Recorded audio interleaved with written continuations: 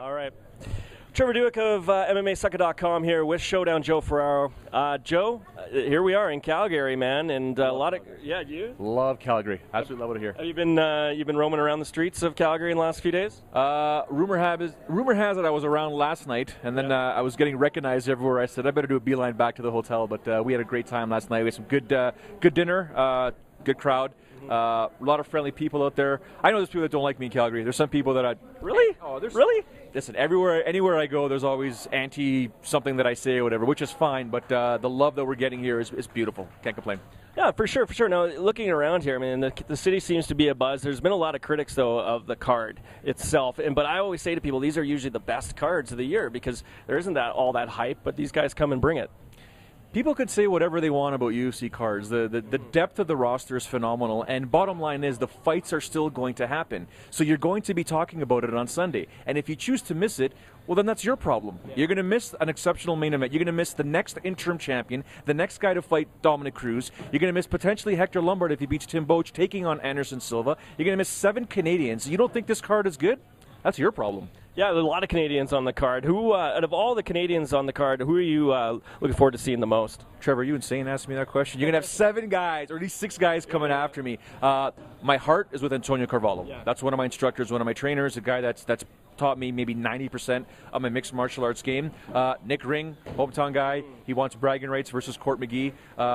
Chris Clements, a guy I've known for forever. I mean, we're going golfing in a couple of weeks, twice actually in August. I'm excited for all the guys. Mitch Gagnon making his Octagon debut. I'm making fun of his visa situation, but he doesn't need a visa in Canada. But I'm excited for all the guys. It's going to be good. Yeah, Hector Lombard, we just did an interview with him. He is one scary dude. He looks extremely intense, extremely focused. There's a lot of hype around this guy. You think it adds any that little extra bit of pressure now that he's on a bigger stage?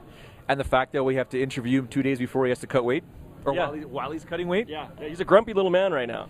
Hector is not in the greatest of moods right now, and I don't blame him. I mean, first of all, he's got to cut down to 185, which is not an easy task for a guy that stocky. Number 2, like you said, this guy's a wrecking ball. He's a machine. If you've never seen Hector Lombard fight, Google it, YouTube it. Trust me, this guy's an absolute monster. And the winner, if he beats Boetsch, he takes on Anderson Silva. That's the bottom line. I mean, he's one of those guys that, the minute you think he's striking, he's going to knock someone out. No, we're going to go down on the ground. He's just a terror. So I can't wait to see him make his Octagon debut. And Faber and Barao. Faber is actually Barao is actually a little bit of a favorite right now. Give us your reasons why you think that is, because Faber's got the experience. He's been in a lot of these big league fights before, whereas maybe Barao hasn't fought the 5-round fights before. He hasn't been on this main event stage like they are going to be on Saturday night. Yeah, that's the reason why I think that Faber should be the favorite. I mean, if you look at the whole situation, I mean, Bahao's the young gun.